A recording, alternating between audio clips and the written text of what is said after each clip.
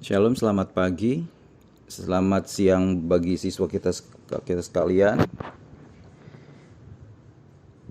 Salam kembali bertemu pada siang hari ini. Kita akan masuk dalam bagian kedua dan di dalam bab 4. Bagian kedua judulnya adalah gereja membawa perubahan.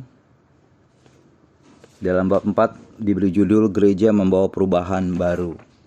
Adapun kompetensi dasar yang akan dicapai, yang pertama adalah mensyukuri karya Allah melalui perubahan-perubahan yang dihadirkan gereja di tengah dunia, bersikap menghargai karya Allah melalui perubahan-perubahan yang dihadirkan gereja di tengah-tengah dunia, menjelaskan karya Allah melalui perubahan-perubahan baru yang dihadirkan gereja di tengah-tengah dunia, dan yang terakhir membuat refleksi terhadap perubahan-perubahan baru yang dihadirkan gereja di tengah-tengah dunia.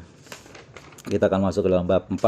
Sebelumnya kita berdoa terlebih dahulu. Tuhan, terima kasih kami akan belajar pada siang hari ini. Kiranya Roh Kudus menolong membantu kami di setiap materi sehingga kami boleh mengerti materi ini dengan baik dan dapat disampaikan dengan baik dengan cara yang sederhana sehingga kami dapat mengerti akan firman-Mu lewat materi pada siang hari ini. Terima kasih Tuhan. Di dalam nama Tuhan Yesus, haleluya, amin. Nah, anak-anak sekalian, tema kita seperti yang tadi saya katakan, gereja membawa perubahan baru.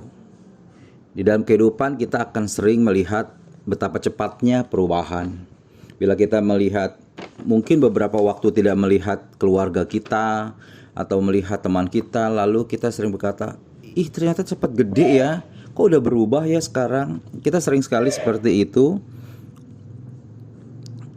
Dan ini menjadi bagian kita di mana kita seringkali terkaget-kaget melihat adanya perubahan yang begitu cepat. Begitu juga dengan gereja. Gereja seharusnya membawa perubahan bagi arah dunia ini.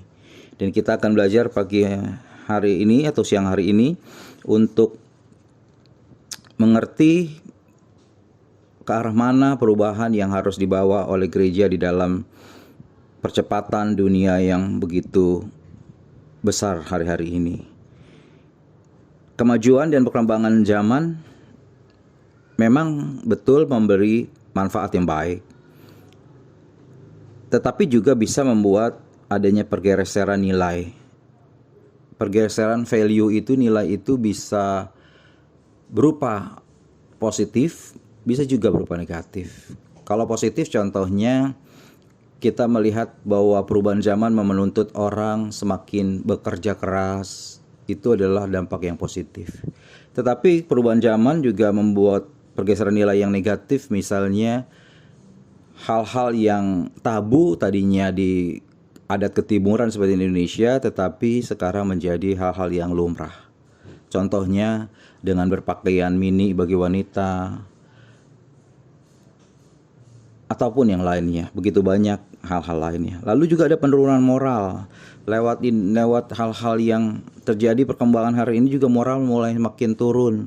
Kita tidak lagi berjumpa apabila ada seorang anak muda yang satu kendaraan dengan ibu-ibu atau nenek-nenek memberikan tempat duduk bagi ibu atau nenek yang ada di sekitar dia. Semua merasa sudah cuek dan merasa toh sama aja, sama-sama bayar, sama-sama naik satu angkutan dan tidak peduli.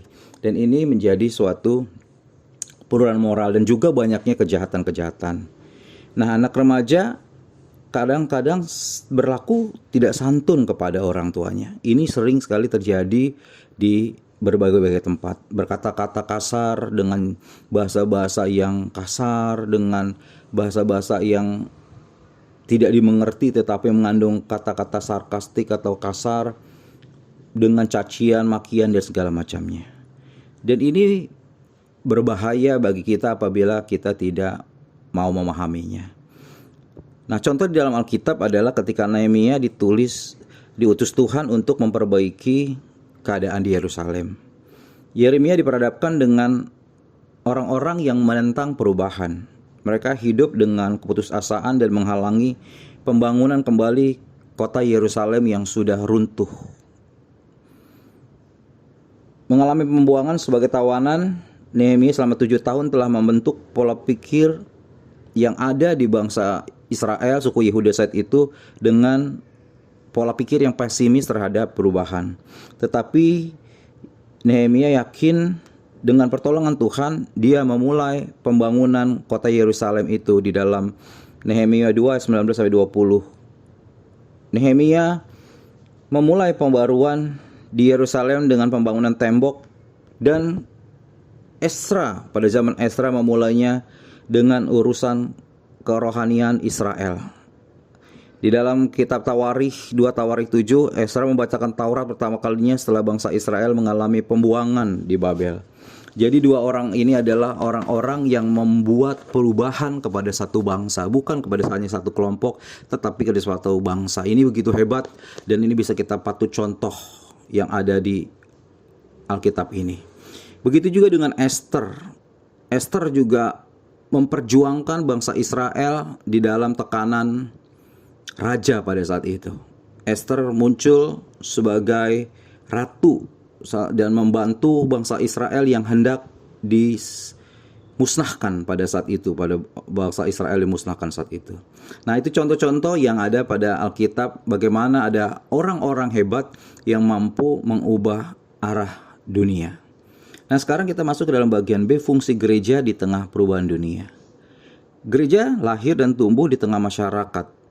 Gereja tidak dapat dipisahkan dari lingkungan masyarakat itu sendiri.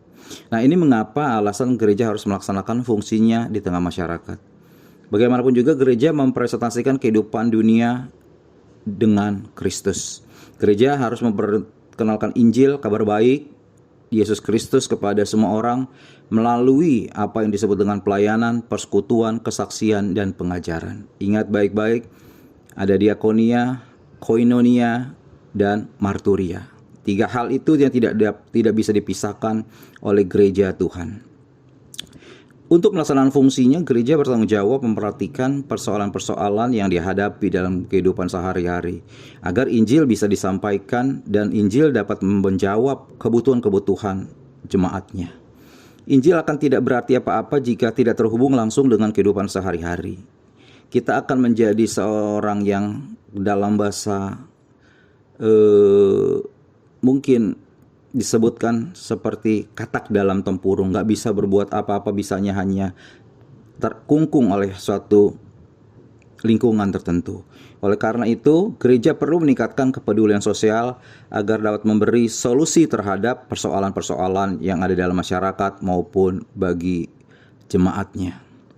Kepedulian gereja terhadap dunia mesti memperhatikan akibat-akibat negatif dan perkembangan zaman. Gereja mempunyai kewajiban mempertahankan, mengembangkan doktrin, pemahaman, perilaku, dan sikap yang benar terhadap nilai-nilai Kristiani yang terkandung dalam Alkitab. Gereja wajib menjunjung tinggi kebenaran itu, dan gereja tidak boleh kalah dengan dunia ini. Gereja harus menjalankan fungsinya dengan membawa perubahan bagi dunia yang ada di sekitarnya. Nah, gini juga gereja menyampaikan kebenaran untuk menghapus kesalahan bahwa kejahatan dan hidup manusia. Kebenaran yang disampaikan harus berdasarkan firman Tuhan, yaitu Alkitab. Kebenaran ini adalah kebenaran Allah yang dapat mengubah kehidupan dunia dari cara hidup yang sudah menjadi cara hidup yang ada pada saat ini, mengarahkan kepada hidup yang benar.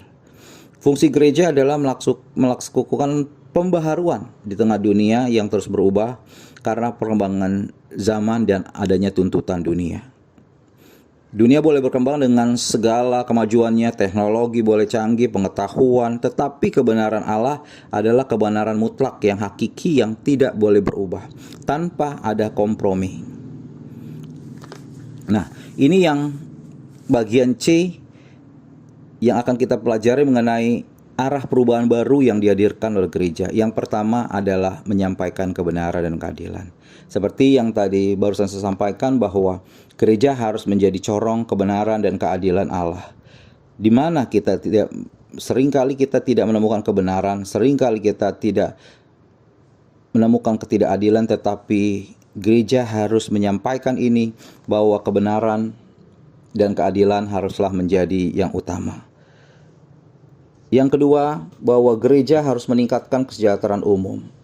Contohnya apa kalau gereja meningkatkan kesejahteraan umum. Contohnya seperti mendirikan rumah sakit. Ada gereja-gereja tertentu mendirikan rumah sakit ataupun klinik. Ada juga ikut serta dalam kegiatan penghijauan. Ada juga yang mengadakan pemeriksaan dan pengobatan gratis. Dan macam-macam lagi yang ada dilakukan oleh gereja. Mungkin juga ada seminar tentang keluarga, tentang penyuluhan tentang pertanian, gereja yang ada di desa-desa, pelatihan keterampilan, dan sebagainya. Yang ketiga adalah fungsi gereja untuk membawa perubahan. Yang ketiga adalah mencerdaskan kehidupan bangsa. Gereja juga wajib untuk ikut serta di dalam mencerdaskan kehidupan bangsa. Contohnya, di dalam bangsa Israel dulu, anak-anak yang berumur 12 tahun berhak untuk boleh duduk di bait Allah dan mendengarkan pengajaran. Ini adalah contoh yang diberikan Alkitab, dan ini sejak Perjanjian Lama, bahwa orang Yahudi setelah berumur 12 tahun harus belajar akan kebenaran. Dan gereja mempunyai tugas untuk memberikan pengajaran Alkitab tentang kebenaran-kebenaran Allah di dalam kehidupan sehari-hari. Pendidikan agama oleh gereja tidak hanya diberikan melalui pelayanan di gereja. Saat ini juga banyak sekolah-sekolah Kristen berkualitas yang didirikan oleh gereja. Coba perhatikan, di lingkungan kita banyak sekali gereja-gereja yang membangun sekolah-sekolah Kristen, sekolah-sekolah Katolik, sekolah-sekolah yang mampu menyediakan pengetahuan baik secara formil maupun tentang keagamaan. Yang keempat adalah menciptakan persatuan dan kesatuan. Gereja tidaklah menjadi gereja yang membawa perubahan apabila dia tidak menciptakan persatuan dan kesatuan. Gereja harus menjadi teladan bagi lingkungan, bagi jemaat dan seluruh apa yang ada di gereja untuk menciptakan persatuan. Gereja yang kokoh adalah gereja yang bersatu. Gereja yang kokoh adalah gereja yang memiliki visi yang sama, di mana banyak orang ada di dalam gereja tetapi tetap memiliki roh yang sama untuk melakukan pekerjaan-pekerjaan Tuhan di dunia ini. Nah, itu yang bisa saya sampaikan pada pagi hari ini, pada siang hari ini.